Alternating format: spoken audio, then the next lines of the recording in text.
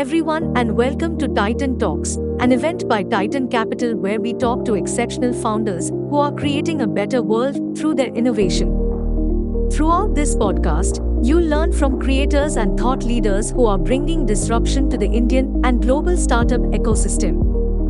We hope this event will help you learn about how to innovate, scale, and build a sustainable business. I would like to start with Sanket here. Sanket was earlier at Invideo. He was having Indian media industry, news industry, I will say, as his client. And he was preparing background video content through his tool. And then eventually in 2019-20, he pivoted into video making tool for prosumers. Again, he will explain what is prosumer and how he completely shifted to having global audience and more in B2C kind of platform, and what is his journey and how he figured out right TZ. And now he's serving, I think, people from more than 50 countries are using his platform to create videos. So maybe we start with Sanket. Thanks, Vipin. So Invideo is a video creation software in the simplest words. How we started was essentially we wanted to build something and then sell something. And we found some sort of PMF in large media companies. So think about CNN, CNBC, and things like that. There were some questions around how do you first sell to the American customers. I actually camped out of the US during that time for around 3 months to sell to media companies there as well. However, I think it's super important to understand who's the buyer and what's the business, and then decide GTM. So prosumer or not prosumer, how you look at it is on a very GTM perspective.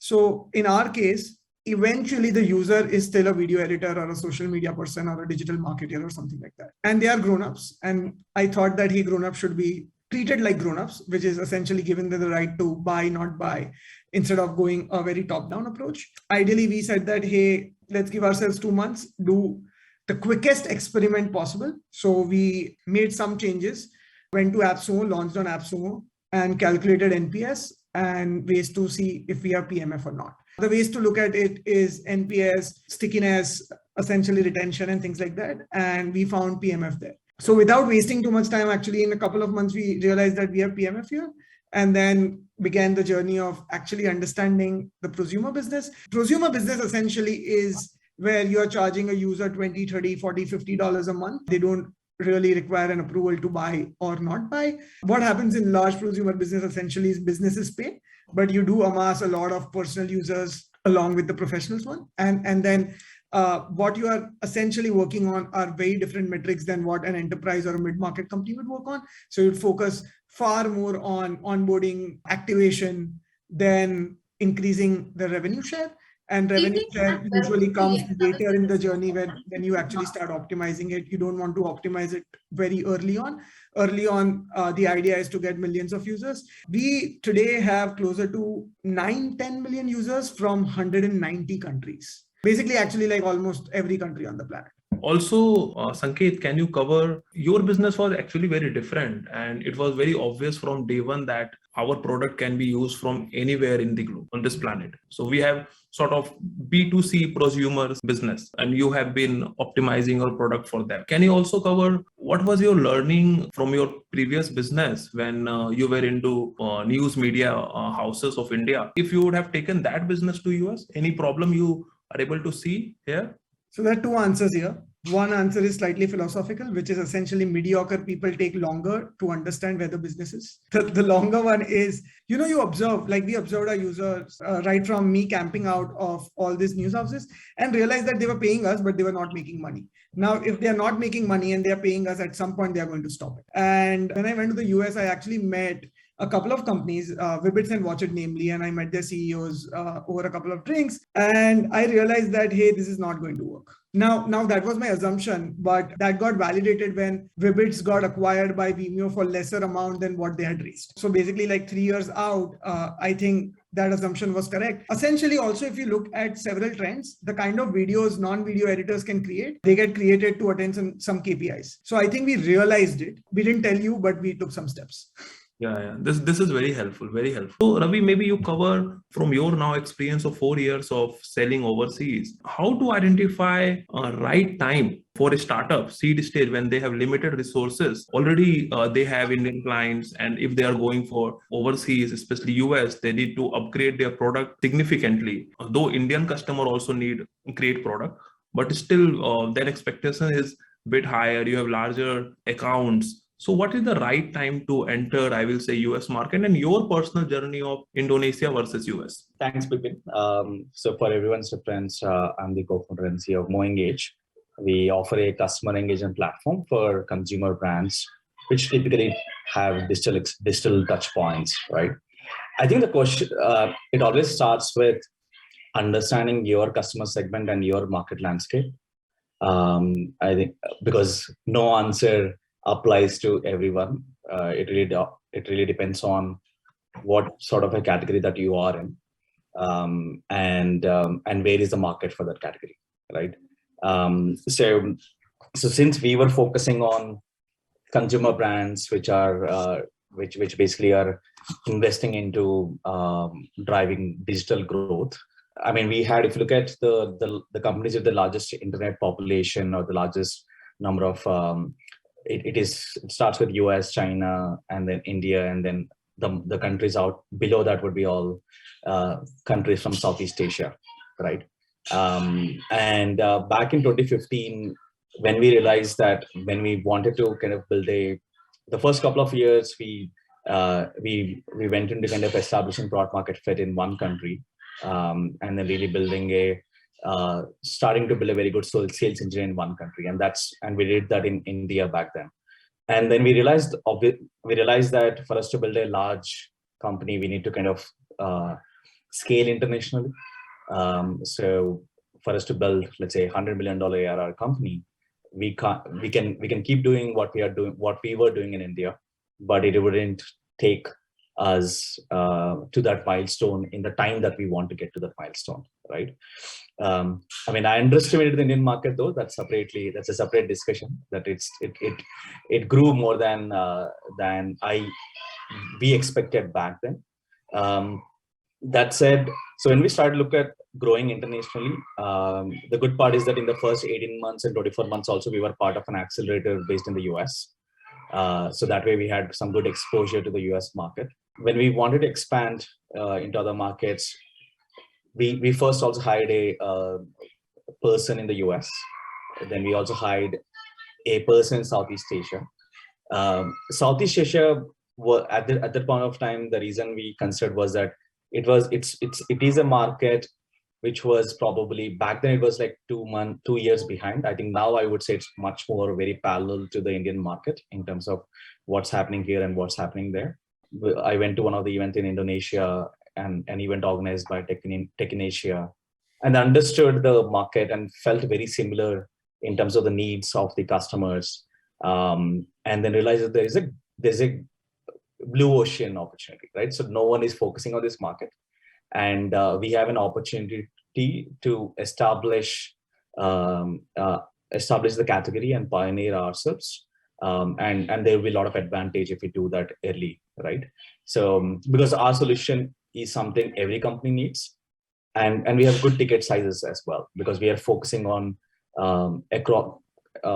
consumer brands across verticals, and an average ticket size can be anywhere from $50,000 to $100,000 and beyond as well, right? So that's the reason. I mean, it needs to, every answer has to be thought from the lens of what your customer segment is and whether there's enough market opportunity for your customer segment in that market. If anyone has a choice to kind of go to the US, if anyone has the kind of choice and the opportunity to go to the US, I mean, US is definitely the largest market. There's no doubt about that. My learning has been that cracking US market in a more mid-market enterprise segment requires a minimal foundational team and also a minimal investment to be able to do it, to be able to give a good shot at it.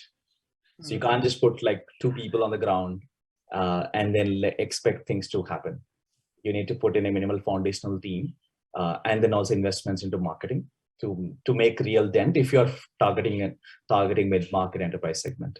If you're targeting very like completely digital oriented approach, like how Sanket has, or even a bit more higher ticket size as well, you can still do a bit differently as well in terms of your go-to-market.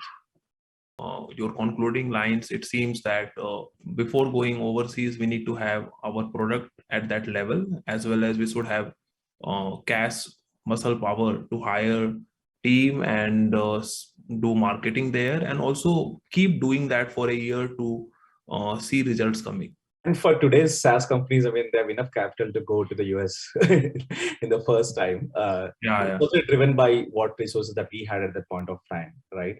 So next we can go, I will request Raghu here, founder and CEO of Yellow Messenger. Raghu's journey has been also very interesting. So Raghu, can you share your point of view when and how to start approaching global prospect clients more from US point of view? So to give a context, Yellow AI is a total experience automation company. So what I remember from our interaction, 18 and 19 early, we had invested in you with in the light speed round. That time, Policy Bazaar, etc., were your clients, all Indian clients mostly. Suddenly, 2020, when this COVID outbreak happened, you started getting a lot of inbound requests, and then you started your journey of US sales. This is what I remember, but maybe you. That is correct, Bipin. Our journey was different in the sense that we were a bootstrapped company, right? We didn't raise capital till our Series A. So I think 2-3 things that made us kind of be at India. One, I think the context of the company, of the product, is that we were enabling customer support automation and potentially commerce automation on primarily messaging as we started, right, on chat. So India was one of the largest markets, or is one of the largest markets for WhatsApp. The adoption that is out here is almost unparalleled, right? I think next comes Brazil and Indonesia. So the market need was potentially strongest in emerging markets for what we do. Second, I think since we were bootstrapping, the sales and marketing costs in India, I mean, even right now, the S&M efficiencies are highest in emerging markets, though gross margins are comparatively lower than developed markets. So that kind of enabled us be profitable and all that stuff while growing in the first 2-3 years. But if I look back, I think if we would have raised the money earlier, I think going out early earlier the better than later, because you keep just spending time in the new market, and there is some bit of market maturity that you get as a company and product. So we would have potentially gone into other Southeast Asian markets earlier in our journey. So we started exploring Southeast Asia markets after we had our Series A. And what we realized is it was still a completely open market. And once we entered, it just took off within a few months. We were surprised on why no one was looking at those markets. And all of the Indonesia, Malaysia, Singapore, all of them opened up really fast, and they continue to kind of scale. Next is about the US market. And our original thought process was that hey, we'll look at these Southeast Asia markets, and then once we nail them, then we'll expand to US markets. The US markets a little bit happened. What we said is that 1,000+ US companies have their offshore centers in India. Can we try selling to some of the offshore centers and sell through SI companies? And I mean, I still remember interaction with Schlumberger had their offshore center, and their global head of automation was sitting out of India. And yeah, they liked what they saw, and they did a global deal from India, and they deployed across multiple countries. And similarly, we saw another Fortune 500 company called Roche Pharma. Again, Accenture partnered with us and deployed the solution at these companies. And we were pretty much competing with all the global products, because I think Schlumberger, Roche Pharma, they can buy any product in the world, right? I mean, they're necessarily not sensitive to price or anything, and they were essentially paying global ticket sizes, even if they were buying from India. And both these customers were extremely successful, extremely happy with the product. And that kind of demonstrated to us that, the US market is there, and product, our value proposition it's striking, because I think these customers don't happen by a lightning strike. They do happen, especially them being successful, renewing and expanding. Then we decided we need to kind of start US operations. And one of the ways was to raise money from the Valley. So we specifically, in our Series B and Series C, we only looked at Valley-based investors to help us expand in that region. So then I think our US journey started, and I 100% agree with Ravi. I think the experience is that you can't have especially for enterprise mid-market. Even 5-6 people starting off with, I think very tough to make a dent. You might get the first 1-2, but just to figure out whether you have a product market fit, get the initial set of customers, I would say it needs significant investment in the at least 5 to 10 million till you get, till you can experiment with conviction in this US market. So, so that's been our story. So we started in the US journey of local hiring, though we had customers about 1 year back, but we hired the first local team member last April, but in the first 9 months, our US team expanded from 1% to right now we have about 38 people in the region. One thing is very clear, that experience of each founder here is completely different. So that is the beauty of TitanTalks, that we are sharing here exact facts and their respective learning without any sugarcoating, and audience are taking their takeaways themselves. So because of it is like 4 different quantum number of an electron, which can't be same of 2 different electrons. So sorry, too much of chemistry, sorry. So maybe Raghu, you also cover this one more question. There are some 8-10 questions our team have shortlisted from the question set we have received from audience. One is pricing of product when you are selling globally, because they always have option to buy from your competitors in their US market or their local market. And also you discussed about hiring and office space. So all those 2-3 things, can you cover?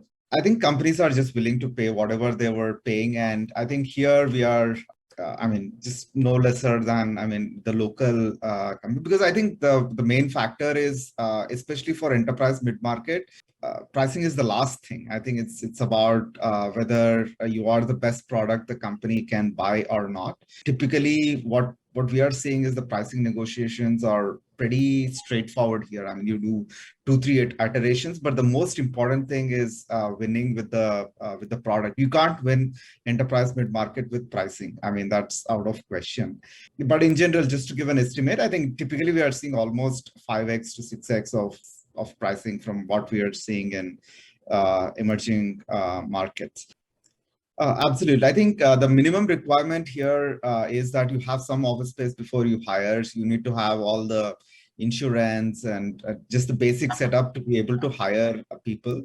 Especially for enterprise, we were hiring from Oracle, SAP, Google, other startups, Five9, etc. So the expectation is a pretty mature onboarding, etc. So right when we thought of investing here, we created all that, and we hired so there's bottom-up way of hiring and top-down way of hiring, where you hire account executives and then you hire a VP of sales. The second is you hire the head and kind of he or she hires the team there. So we went the second option, where we hired a leader who can set all this up, can essentially attract talent, give an experience that a mature company would typically give, because we are competing with other enterprise startups and enterprise companies. So I think once you decide to invest, I think, these are all must have in terms of office space and minimum set of leaders and just HR available in the local time and all this stuff. So because hiring talent here is also just like in India or any other country, it's pretty tough. I mean, everyone has a lot of options, especially good talent. Got it. Yeah, and it's expensive. Got it. Very, very helpful, Raghu. So let's go to Adit. Adit from Wobot. So Adit, can you share your experience on and again your when a company in software industry from India should start thinking of US market or any market other than India? Yeah, absolutely. Just a context, we're a video analytics platform which uses existing CCTV cameras for the food sector, including drive-thrus, QSR, retail, and manufacturing, to help them get insights on health and safety, speed of service, customer experience, security, and a few other insights that encompass their operations. And our journey actually started with Titan actually coming on board. This is so like you were sort of the first investors, early stage mentors to basically get us started. And I remember having this conversation in that boardroom. You were there, Kunal was there, and we're like, we think there is a great opportunity to go to the US. We should go for it, and I think we can sort of do it through channel partners, etc. And we got great advice, right, at that point in time, where we actually stepped back because the advice was that without the right sort of resources, this is going to be a half-baked effort. And that's when we started dwelling further and started making a chart of sorts that what all things are required before you enter the US. And so this is sort of 2019-20 when we're having this conversation, and then the pandemic also hits. Since we were servicing a lot of the retail stores, our customers were in the space which actually shut down because of the pandemic, in India at least. So we were pushed outside of the geography that we were servicing, with the thing in the back of our mind that US is a great market from a SaaS perspective to go after, right? So it was sort of an opportunistic thing as well as a situational thing that got us, pushed us towards figuring out our US strategy. In 2020, when we raised another round, we felt that we had the right ammunition in terms of capital, as Raghu said, as Sanket said also, and as we had spoken earlier with you also, Bipin, that without the right sort of resources, without the right sort of sales engine in place, the lead gen engine in place, this would have been quite a struggle, right? So when we had the capital, the first thing we did was work on our whole GTM engine, right? Which was also at the same time figuring out what the pain points for that market were. Did they resonate with what we were doing in India? Was it a little different? And that helped us identify also what the buyer personas were, what the user personas were, and that eventually then led to us expanding or entering the US market. One of the interesting points was that we started this without actually hiring anyone over there initially. And we relied a lot on the whole channel partner-led strategy. With zero credibility in that market, we had built through a few interactions, maybe let's say a sample size of 15 customers, what changes the product needed to have. But the GTM engine required that investment. And before doing that investment, we actually invested in the channel partner-led strategy, which got us some logos that we were looking for. And then subsequently, we implemented our sales engine, got resources on board. We have team members now in the US, at least on the sales side. The marketing engine still runs out of India. The customer success with is running out of India, but for the US time zone. So we were essentially able to sort of set up the resources that are required before we actually went and deployed capital also in terms of marketing or any of those things. Very, very helpful. Again, same thing. All our founders have had different journey. So next, coming to Nikki. So Nikki, what all things you think founder and sales team need to keep in mind before pitching to prospect client overseas, from product point of view, team point of view? How has been your experience? And so, hi everyone. I'm the co-founder and CEO of Fountain9. And just as a quick context about what we do, so we are a predictive demand and inventory planning solution, and we work primarily with food-based businesses. So it's like food-based direct-to-consumer brands or e-commerce companies or retailers to help them reduce their out-of-stock losses and inventory waste by predicting their future inventory requirements. And so it's a enterprise SaaS product that we offer.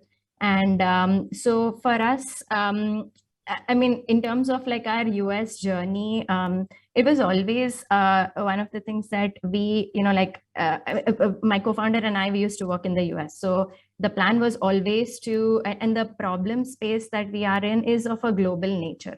So there was always this vision to have our, base in the US, like as early as possible. And like, as, several people have said, right? Like, I mean, try to do it like as early as possible is the philosophy that we also, come with. And it was important because like when you are, launching in another market, like especially in the US, it does require a good amount of patience and time and nurturing. And so no matter like, let's say in India, you may have like 10 customers versus 20 versus 50, that journey of when you start in the US, it is going to take, some bit of time, right? Like, so the moment you feel that you have product market fit in one country and is, a good time to start to think about like the US journey. And so that's what we did. So we basically like, of course, launched our product first in India. We started seeing like, good amount of like traction, like good usage, got signs of like product market fit in India. And that's when we started to work towards our US journey.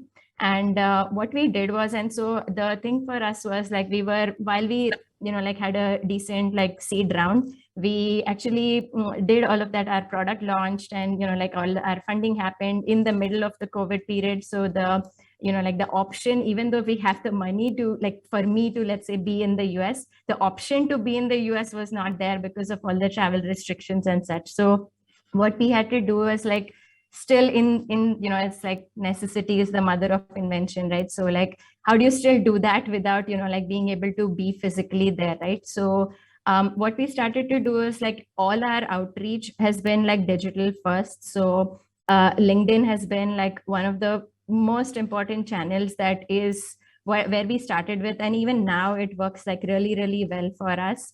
And what we did is like, when you launch in a new market, nobody knows you. So we started to use basically we started to use repeatability as a way for us to, or like, similarity. So like we work with, let's say, e-commerce grocery businesses in India, like, the Super Daily, Frazo, and those kinds of companies. So now how do we use those and then find the exact equivalent of those companies in the US? So that you can, show that you are aware of the business model, you are aware of the problem space that that company is in, right? So we started to do that, where the companies that we have in India, what are the exact equivalents of those companies in the US? So those became like our, like core, like, target customers that we went after. So that's where then you're able to show like, like case studies or like the work that you did in a different geography, but for the exact same business, right? So that was one of the things that, like we saw work really well for us, where we were able to then, like, while you're not known in the market, you still are able to show, that you have credibility and you know the space and those kinds of things, right?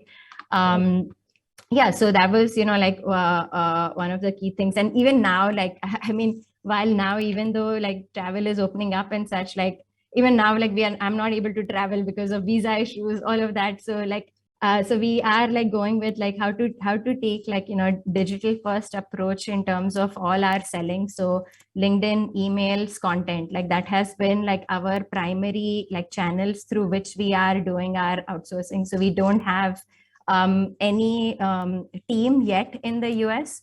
But we are able to get traction in the US through the channels So and the. basically, which I was coming to that question also, you are leveraging the content marketing through different channels, which is helping you getting client. Maybe we come to next to Akib, who will add more of his insights on how he is also leveraging content marketing to acquire clients. How has been his journey selling to overseas clients? Hi everyone, I'm Akib. I'm founder and CEO of Mailmodo. Mailmodo is a email marketing platform to create interactive emails. So we are still very early in the journey. We launched our product almost 1 year ago for publicly, and from the very beginning, we always thought of going to the US market beside the India market where we were initially from. So initially we tried multiple things. We like tried cold emailing, LinkedIn, etc. And it appeared that no matter how many reach outs, etc. we did, there was like no, there was lack of connection as well as trust, especially because we coming from a very different geography. With a very different accent and different language style, etc. So the conversion were not very good. So then we realized that what we should be ideally doing is like building more trust in this new geography. So we started partnering with a lot of different influencers and agencies. In our case, our target customers are marketers at B2C tech startups, and a lot of them work with different kinds of agencies. They read different kinds of marketing blogs and follow influencers. So we started working with them. We started partnering with them to co-create content. So in what we did was basically we invited some influencers to and asked for their quotations and content, and we integrated them those content in our content pieces, and then we shared with them. After that, when they started sharing it with their audiences, people started recognizing us, and then when we reached out to the same people, those audience were more warmed up and they started having conversation with us and having started using the product. The other lesson that we had was the language, etc. is also very different. How we talk, how we communicate on our website, etc. was not very relevant to how the people in the US see it. So we also worked on that, the design language, the content, the copy, everything, the emailers. We were very Indian in those things, and the US was a bit different. Like the US people focus more on direct short communication. We have a habit of writing long communication. So these were the some differences which were which were not helping us grow initially. But when we changed these things, we started getting traction. Very helpful, Akib. Next question, which again we are picking from audience who are asking real-time question in chat. So maybe I will request both Raghu and Ravi to answer. Sanyogita from audience has asked this question. So how do you conduct or if you conducted any research on US market, it was done through an agency or in-house team? Maybe I will invite all our speakers to take up this question. I can start with it. I don't think agency can do market research for you, and especially for a decision like this. I think it comes you as a individual need to kind of really do the work. And in fact, I mean, even at our stage, I don't think we rely on external marketing agencies when we are looking at new markets. And we were recently looking at LATAM as a market expand. And because any new market requires a lot of work to invest and conviction to put in, so it's important to kind of do the right work. but agencies can help you with secondary information, which can help you kind of, let's say, get you do calls. So there's one hack I can tell you, that there are these platforms like GLG, Counterpoint, and other platforms which can help set up calls with people whom you can't do it yourself by paying probably $500 per person per call. Or it is more or less like taking help from agency, but can't be dependent on their reports. Maybe Sanket here, Adit, Raghu, you can also add your point. Yeah, I think the best research is trying to sell is the only thing I would say, because I think even I feel if you just talk to people, it's completely they're not having their skin in the game, etc. I think having founders just getting into selling opportunities directly is the best market research that can happen. So next, Raghu, can you add your opinion on selling through channel partners? Because in your case, you have been selling directly, and but like Adit has mentioned that he went through channel partners. So some light on this, pros and cons, and your journey. Yeah, I think I always preferred selling directly than channel partners. Reason is you're in control of your destiny, and you're getting into a new market. You want to get feedback. You want to kind of quickly change. Now you are adding one big layer on top, where once you need to convince partner, the partner has to convince customer. Where I mean, I just feel that I think partners can be an amplification factor. But I think starting with partners will extend the time to get significant traction in the market in our. I would, just to add over here, definitely channel partners. And I remember we spend a good amount of time, to Raghu's point, like first convincing the channel partner and then doing it. So what we did was not exactly sort of a reseller model. To get visibility, right? We actually went and integrated with a lot of solutions which were part of the ecosystem. So let's say a point of sales for the food sector, right? And then you suddenly get visibility for the end customer on the marketplace of the point of sales, or there's an extra value that you can sort of build with those integrations. So when I talk about the initial visibility, it's through sort of deeper integrations, right? And then getting that visibility and then attacking that 2,000 list, for example, if you have, right? So you put that 2,000, 3,000 list pinpointed, which are basis your user and your buyer profiles. You find out where are they transacting? Are they transacting on LinkedIn? Which digital front are they transacting on? And you sort of follow them and make sure there is a two-pronged visibility, or you just get that visibility. And I refer to this as the early part of it, right? When you have zero credibility, no one really knows you. It doesn't matter that you have 10 customers in India. What they care is how many customers do you have on the US front. So from a visibility front, these things have helped us. But I definitely agree with Raghu's point on figuring out your sales engine to go directly, because that is a scalable model for going from, let's say, 10 million to $100 million, or even from 1 to 10. More and more we are talking and digging deeper, we are getting, I will say, multi-dimension opinions. So obviously 1 hour is not sufficient for this kind of session. Even 3-4, it may need 3-4 hours of detailed discussion. So, but we have only 1 hour time, only 10-11 minutes more left. So next we jump to our next question. Also, I think Akib and Nikki already answered this question. So how to leverage content marketing, especially I think Sanket has exploited this technique a lot, because he has his client customers in 119 countries. He can't have offices. So Sanket, how you mastered this and how it helped you? So what is your take on this? But you have only 3 minutes. I want to cover 2 points. I'll cover the content marketing very quickly.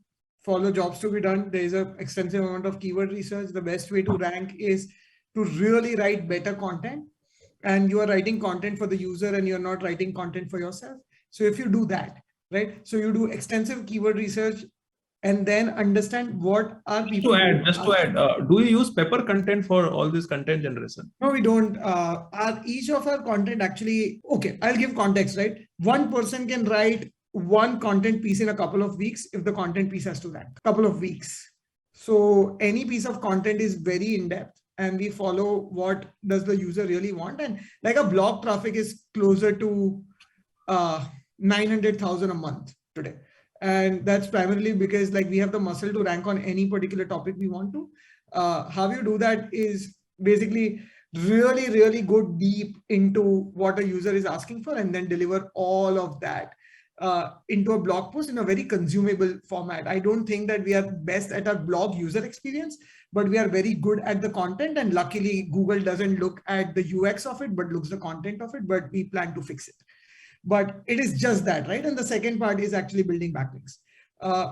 I actually, in this entire conversation, we did not bring one topic up, and I want to quickly bring it up, right? So like Raghu or Ravi said that the ticket sizes usually in the US are 8, 10, 12x's. And the ticket sizes in India are much lower. What essentially happens is SaaS business works on what? Retention expansion, largely, right? So what we do is we essentially start building a lot more things. But when the US market, which is more mature, is paying you more money, you actually start going deeper in doing that. One example of that, without any offense, is actually essentially, MoEngage or CleverTap today does analytics and push. But if you look at Amplitude and Braze, they both do only one thing. Like Braze only does OSM or push notifications, and Amplitude does only analytics. That is, we don't have the leeway to do that when we start selling to Indian markets, because in India, customers also don't pay, and thus you are not able to pay the company enough. And for the company to expand, they really have to build a lot of things. But we all know that when we build a lot of things, there's no finesse or depth. It's tough. But when you go in the US, they are trying to solve one problem, and they are ready to pay for that. And so they expect the depth to it. And the example of that is actually, if you use Amplitude Analytics, you would understand that they actually go very deep into just analytics, and also probably charge way more money, right? Because of that, I think that is one of the most important reasons to win in the US, right? That is like user journey, finesse, and depth. I want to confirm this with everyone, but I feel the largest reason why Indian companies find it difficult to go to the US is essentially the depth in the product. We build the breadth for these market, and we don't build the depth for that market, and that is when actually it becomes difficult. And in the US, look, like people would get fired for choosing a wrong software that would have that would take a quarter and a pod of engineers to actually implement it.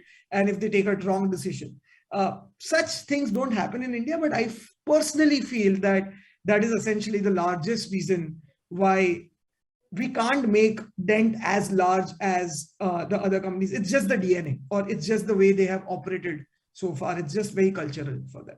Yeah, I would disagree with that quite a bit, I would say, but I think the reason I disagree, I think, is the buyer profile is also changing, and it's also on, I would say, what kind of markets demand what kind of depth per se as well. Correct. I agree. Yeah. But, no, I absolutely agree, right? Like India doesn't demand the depth, and we demand the breadth for a lower price, versus they would demand the depth and no. So what I'm saying is that I think for our experience, right, when we are kind of coming here, for us, I think, and that's our like pitch for customers in the company is, for us, India demanded the depth because India was multilingual, India was multi-channel, and US, I mean, we're now going and saying, oh, it's like this is too, why do we want to do even transactions within this? We start with something really small, just because the requirements of a particular market, I think demand the depth of the product.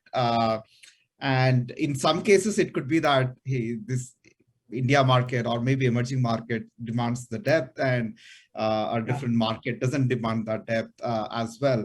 But I feel that I think the markets here also are changing, and now companies are exposed to all different kind of products, and we are definitely seeing, I think, maybe Ravi can talk about it. We are definitely seeing 100K, 300K plus deal sizes, even in India, right? 200, 300K are sizes, and they absolutely like demand the depth. I mean, one of our customers, Bajaj Finance, I mean, they have one of the best implementations of digital infrastructure in the world. And if you talk to anyone in SAP, they tell that the the best implementation of SAP in the world is Asian Paints.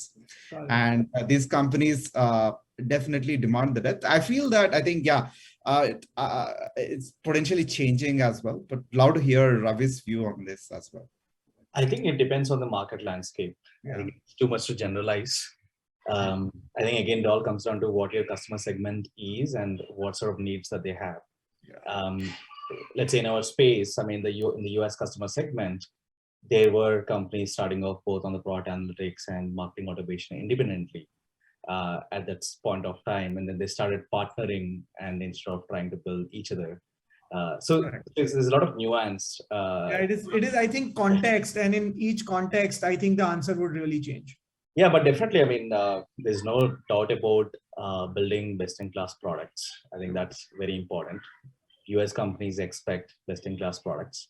I mean, I think as Raghu mentioned, Indian companies are also paying very large ticket sizes. Our largest customer is $1 million plus ACV customer out of one of the largest customers is $1 million plus ACV from India as well. So there is opportunity, but obviously US has a much larger opportunity and larger ticket sizes for the same scale and volumes than India, right? So again, same thing. Different opinions from their own real fact-based and experience of our founders, and which we can see. So we can keep debating. 3-4 hours will also for this, but I think all of us are enjoying. So Ravi, can you also add? I was reading chat. So you have a completely different opinion about channel partners, which we discussed earlier with Adit and Raghu. So it is very helpful. Would you like to add something more on this? No, I think no difference in opinion, but let's say one thing we underestimated in our landscape was technology partners. So I think Adit was also mentioning in terms of ways to kind of build credibility working with another partner, right? So obviously, like in most cases, initially you should invest more time in direct sales, because at a given point of time, you can't spend enough founders' time in multiple different go-to-market motions, right? But technology partnerships is where, let's say, if you have adjacent partners, like in our case, our adjacent partner can be like a mixed panel or amplitude, or partner could be an attribution platform. I think for Mailmodo, I think they are working with us, by the way, as a technology partner, which can help them give much more access to distribution and awareness for them, right? So that's something can be done early also. Doesn't need to be, we don't need to wait much later. So that was the only point. Cool. I am reading one more question because we will be closing the session in next 5-6 minutes. So I'm trying to cover 2-3 more questions. So for mid-enterprise US companies, which demand gen channel work better for you, inbound or outbound, and why? What you noticed in that particular cohort? For us, it was outbound. For Raghu, Yellow Messenger, it was outbound, and for Ravi, marketing driven. So it is more inbound events. Yeah, so that's been our primary driver. Then outbound is sort of starting to kind of scale, but still currently large part of pipeline comes from marketing channels.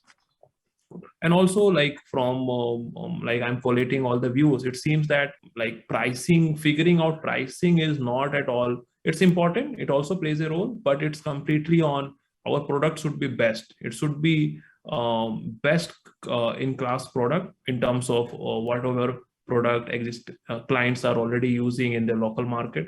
Our product should be better. So no compromise on that. And then your price can be in that range, even if it is higher and product is better and you have impressed your client in your POCs, etc. So pricing doesn't matter there. So I think this is the common takeaway from all our speakers. So, but Sanket, you have a completely different business where prosumers, users, more of B2C type. So how, what work your team did on pricing, or you just kept tweaking it to maximize your retention, to maximize your acquisition? Yeah. So for us, I think pricing is usually inversely proportional to free user retention. And there's a lot of things around paywalls and things like that. Where do you put the paywall would define free user retention. So there are several nuances there. My 2 cents from this has been pricing is a reversible decision. So it's not irreversible. If you charge people more, you can you can just grandfather them, you can give discounts, you can just fix it. I would treat it like a very, very reversible decision. And also, what are you really focusing on for that year or that quarter? So, but usually pricing is the output metric. Input metric is really retention. And then you can decide what you want to do with paywalls or pricing. There are actually several companies now experimenting with different pricing for different geographies, and they will optimize it automatically and things like that. Great. So any of our speaker would like to add to this question by Aman? What are the must-haves to crack a mid-stage enterprise in US? I can go and just couple of things, right, which really helped us. One was figuring out the whole ISP, the ICP, sorry, knowing who that is, and then having that pinpointed list of 2,000, 3,000 people and figuring out where they're transacting. And the second thing, which I'd love the other speakers also to give their thoughts on, is figuring out the GTM tech stack at the early stage itself. Like, for example, a tool that would tell you the intent of a person. Let's say we use a tool called Insight View, which tells us who's actually searching for video analytics, who's searching for safety, and so on and so forth.